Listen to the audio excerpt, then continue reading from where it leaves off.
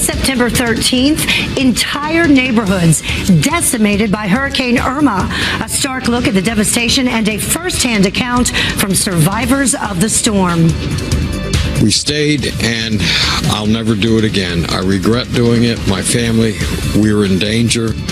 There you have it. President Trump now planning to visit the disaster zone as recovery efforts begin. Florida won't be his only stop. The president hitting the road to pitch his tax cuts directly to the American people. We're live in Washington.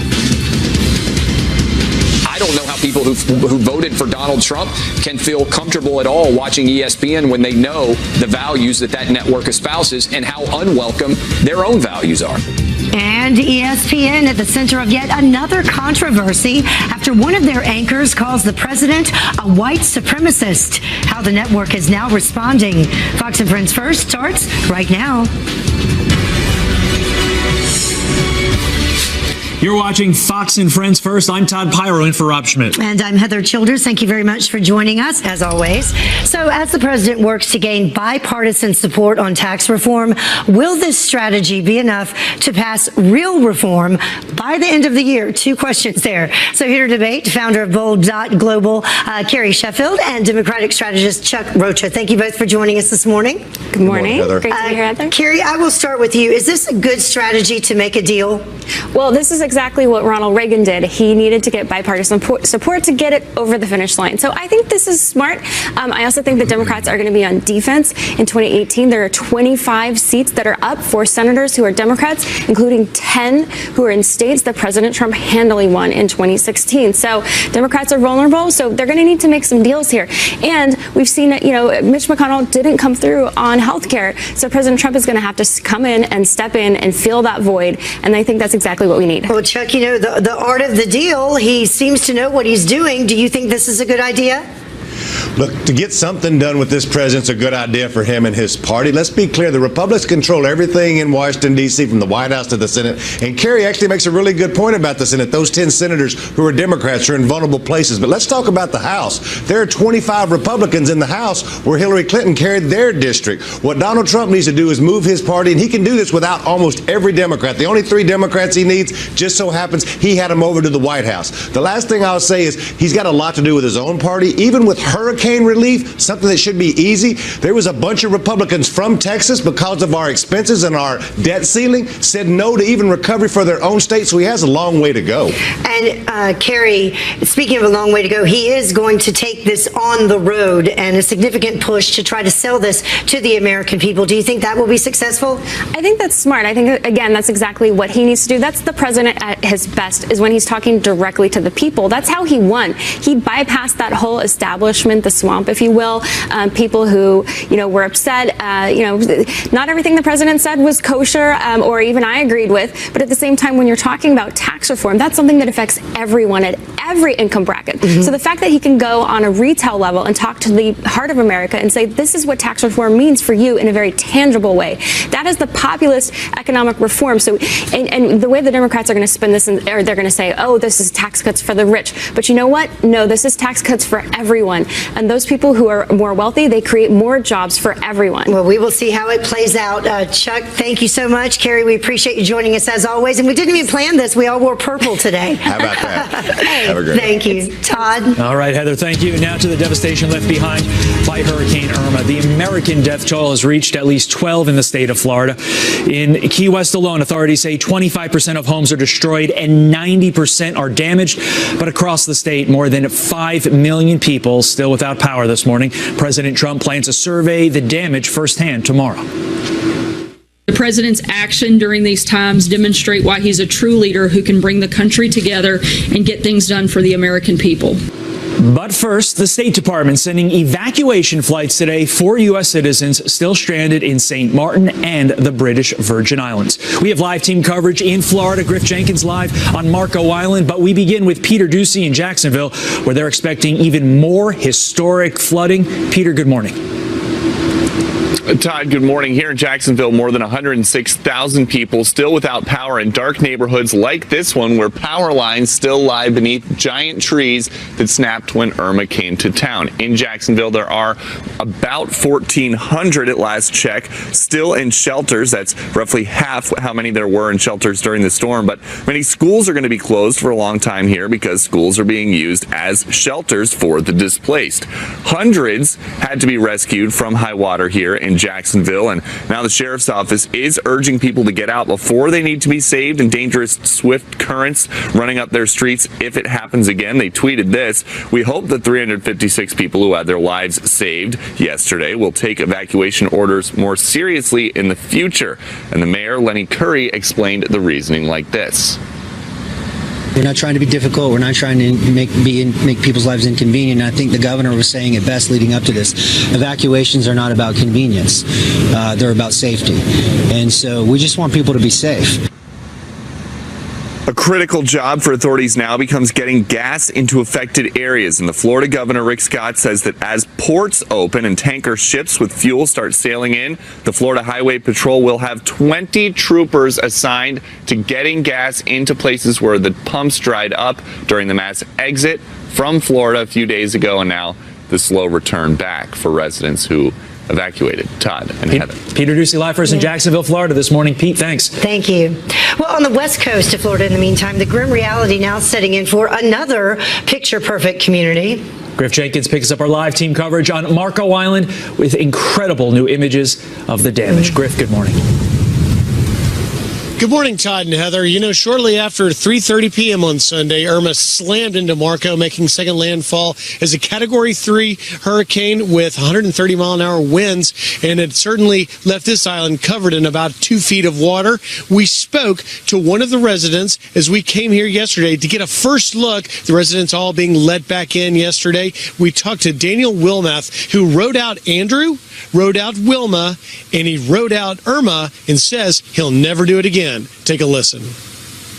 We stayed, and I'll never do it again. I regret doing it. My family, we were in danger. The roof failed. The sliding glass windows burst in. It was the most frightening experience, and I should have listened to the authorities. Now, the storm surge, much like along Naples coast, was not as expected as threatening and devastating, although they got some 8 to 10 feet. Remarkably, the police captain, Dave Baer of Marco Island, reported no deaths and no serious injuries here. And today, this morning, I was stunned to see a tweet from Marco Island's police department that said 40% of the island's power has been restored. More tomorrow, meaning today.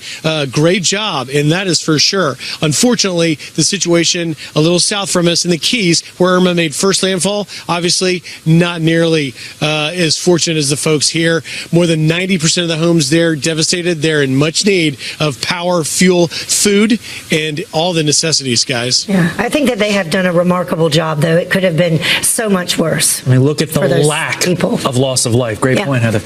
Griff, thanks. All right, North Korea calling the latest round of economic sanctions from the UN, quote, evil and illegal, but President Trump sending a strong warning to the rogue regime. It was nice to get a 15-0 vote, but those sanctions are nothing compared to what ultimately will have to happen. The sanctions ban North Korea's textile exports and limit oil imports after South Korea says it detected radioactive gas from a nuclear detonation. Well, a big legal win for President Trump's travel restrictions. The Supreme Court will allow the White House to ban thousands of refugees from entering the U.S. The move comes after 5 justices backed up Justice Kennedy's decision to block a lower court's ruling that the policy is unconstitutional. Justices will hear full arguments on travel restrictions next month. Thousands of religious leaders calling on House Speaker Paul Ryan to find a solution to ending DACA. The 3,400 church leaders from all 50 states supporting so-called dreamers, saying many biblical figures, including Jesus, were immigrants. The letter reading, quote, as Americans, we are proud that our country has affirmed this biblical critical principle of valuing and protecting immigrants while also protecting national security, end quote. The Trump administration has given Congress 6 months to find a solution to the Obama-era immigration policy. Well, there is a new addition to the Trump family. President Trump's son, Eric, and wife, Lara, welcoming their first child, a baby boy. There's the cutie, the new father, tweeting, Lara Trump and I are excited to announce the birth of our son, Eric Luke Trump, at 8:50 this morning. He is President Trump's 9th grandchild. Congrats to the whole family. Yes, congratulations. Time now, 10 minutes after the hour, a brand new Benghazi bombshell about the role Hillary Clinton's State Department played. Was the State Department contract officer trying to silence you? Oh, absolutely. The exclusive new details you'll only see on Fox News. Anyone who believes that there is no such thing as global warming must be blind or unintelligent. And Hollywood, go figure, playing politics at a benefit meant for hurricane victims. Was this really the right platform? Welcome back to Fox and Friends. First, 5 years after the attacks in Benghazi that killed 4 Americans, including Ambassador Christopher Stevens, 2 security contractors are breaking their silence. Yeah, they say they were pressured to keep quiet by the Clinton State Department because they knew too much. Chief Intelligence Correspondent Catherine Herridge has this exclusive report. Was the State Department contract officer trying to silence you? Oh, absolutely. The U.S. ambassador is dead, and nobody is held accountable for it. And 3 guys who tried to defend him all died. The people who made the poor choices that actually, I would say, were more responsible for the Benghazi attacks than anyone else, they're still in the same positions, making security choices for our embassies overseas now. Jerry Torres, a former Green Beret, is the president and CEO of Torres Advanced Enterprise Solutions, which supplies security for U.S. embassies and consulates around the world. And along with Brad Owens, a former Army intelligence officer, they have more than 45 years of service. Speaking exclusively to Fox, they have firsthand knowledge of the security nightmare on the ground in Benghazi, Libya, before the 2012 terrorist attack. In the spring of 2012, Torres bid on the security contract for the State Department compound in Benghazi, but the nearly $700,000 deal, handled by State Department contracting officer Jan Visentainer, went to a mysterious foreign company, Blue Mountain Group. The guards were local hires through another company and not armed. This classified cable, first reported by Fox News, shows that by mid-August 2012, Ambassador Stevens and his team knew they were in trouble, warning the State Department that radical Islamic groups were everywhere. It was a disaster. They were sending these cables back to the contracting guys and the decision makers back here, and they weren't responding. It's gross incompetence or negligence, one of the two. They came back to us and said, can you guys come in and take over security? So we were ready. I mean, unfortunately, 12 days later, the ambassador was killed. After the attack, emails show Blue Mountain was advised not to talk. Torres and Owens claim they got the same order, and the State Department contracting officer Visentainer went further. What did the State Department contract officer say? She said that I and people from Torres should not speak to the media, should not speak to any officials with respect to the Benghazi program. The State Department declined our request to make Visentainer available, and the men allege repercussions have continued against their company. Since that conversation, we bid on 20 security force contracts for U.S. embassies and lost 18. Do you feel more comfortable coming forward now because there's been a change in administration? Given that the politics has been taken out of the Benghazi situation, now that there's no longer a candidate or anything related to it, we have an opportunity here to fix the problems that made it happen. In Washington, Catherine Herridge, Fox News. Obviously, a lot of people talking about that. A lot of people talking about this as well. ESPN responding after an anchor on the 4-letter network calls President Trump a white supremacist. Check out this tweet. It says, Donald Trump is a white supremacist who has largely surrounded himself with other white supremacists, and that came from 6 p.m. anchor and host Jemele Hill. And here's what ESPN had to say in a statement regarding that. ESPN says the comments on Twitter from Jemele Hill regarding the president do not represent the position of ESPN. We have addressed this with Jemele, and she recognizes her actions are inappropriate. But what actions have they taken against her for what she did? You know, it's a situation whereby if you look at ESPN's history, as a Yankee fan, I'm never going to defend Curt Schilling, but you need to defend Curt Schilling in this instance because Curt Schilling made comments on the right, and do you see him on ESPN anymore? No. Right. There's also a business side to this, and Clay Travis, Fox Sports reporter, writer at Outkick, had a really interesting take. Listen to this. I always like to point to Michael Jordan, guy who became a billionaire because he's good at putting a ball in a basket and good at dunking the basketball. You remember what he said? Republicans buy sneakers too. Well, if ESPN were smart, they wouldn't be going to war with conservatives and Republicans and Donald Trump voters. They would be acknowledging that that should be the backbone of their brand. Instead, they're pushing them away, saying that you're white supremacist, you're not welcome here. I don't know how people who voted for Donald Trump can feel comfortable at all watching ESPN when they know the values that that network espouses and how unwelcome their own values are.